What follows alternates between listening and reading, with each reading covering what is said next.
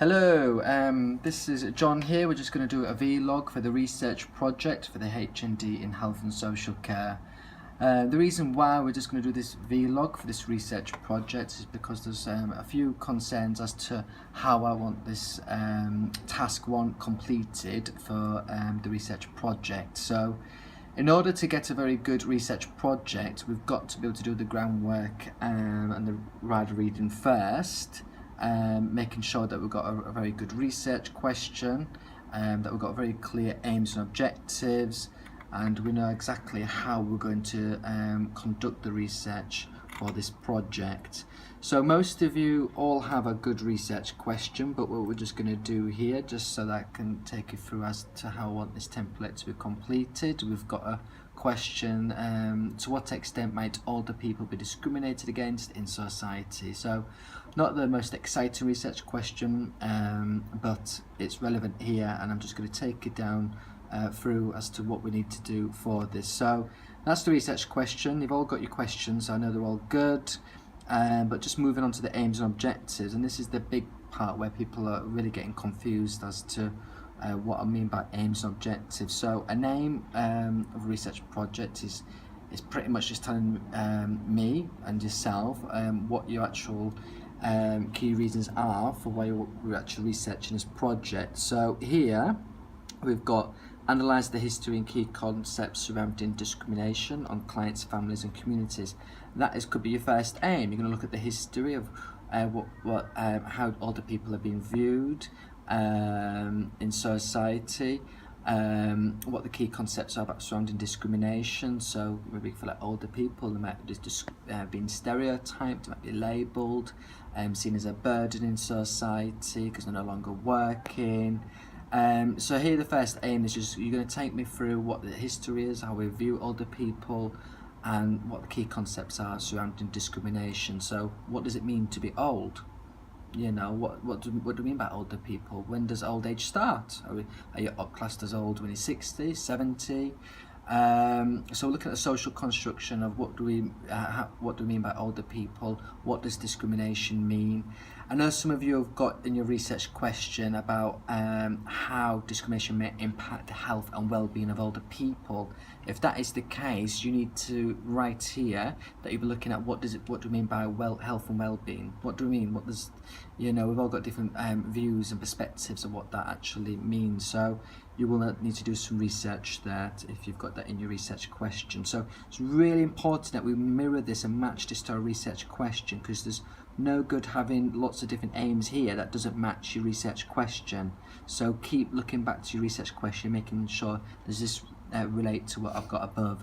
So that's one example of a SMART aim and objective. Another one is that we might, if you're going to look at discrimination, you're going to need to be able to analyse the key causes of discrimination on service users' families.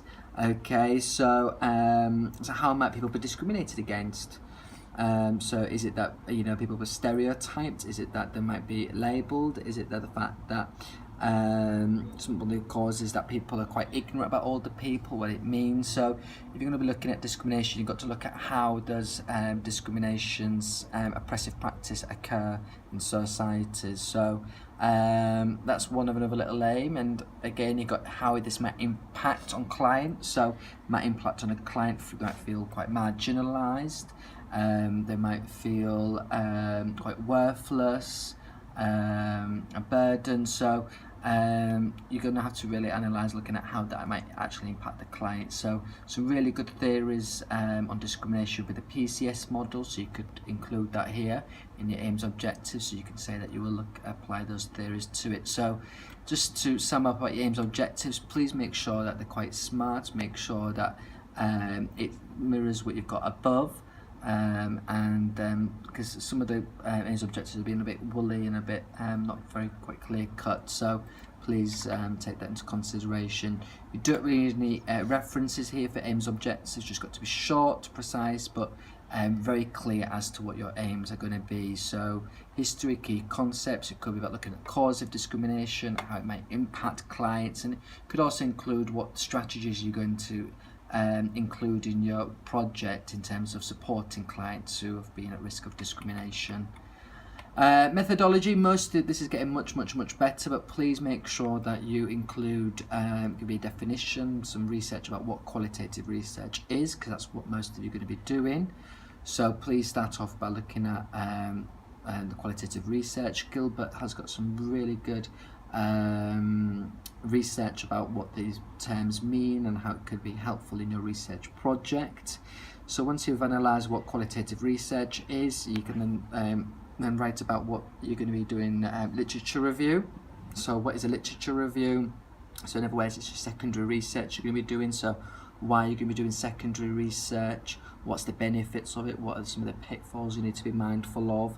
Again, please include some Gilbert sources here.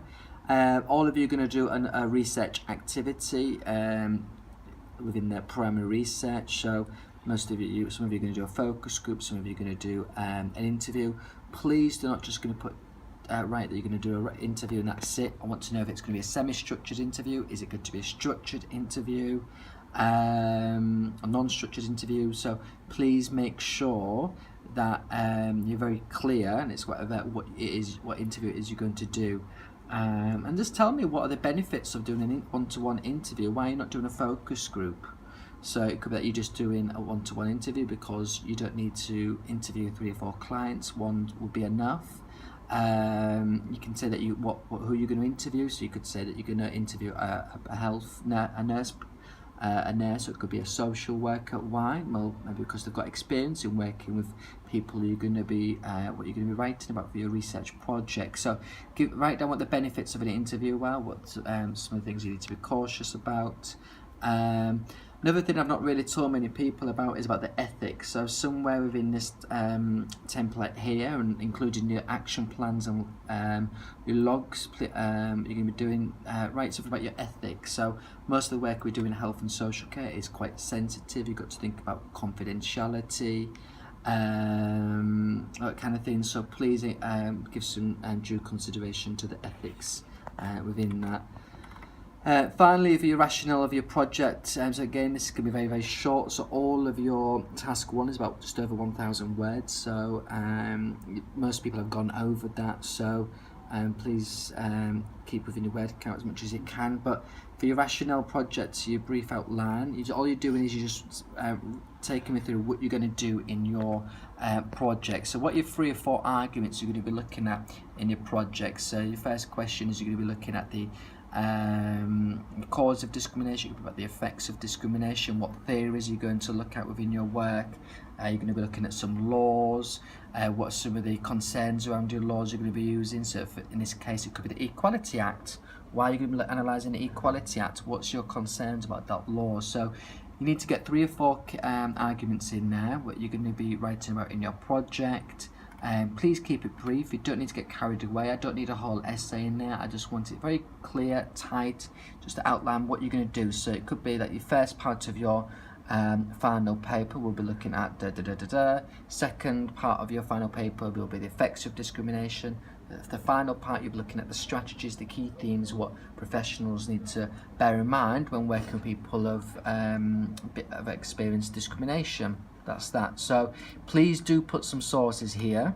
Okay, so if it's discrimination, Neil Thompson's really good, Sarah Banks is excellent, and Dominelli is also really good as well in looking at discrimination. So that is pretty much it. So just to sum up, the thing that I've introduced, what's quite new here, is about the ethics in research. I've not really mentioned a great deal about that for this task 1, but if you can, please mention that in here or in your logbook or action plan. So we do need to see something in there about the ethics. And that is it. Thank you very much.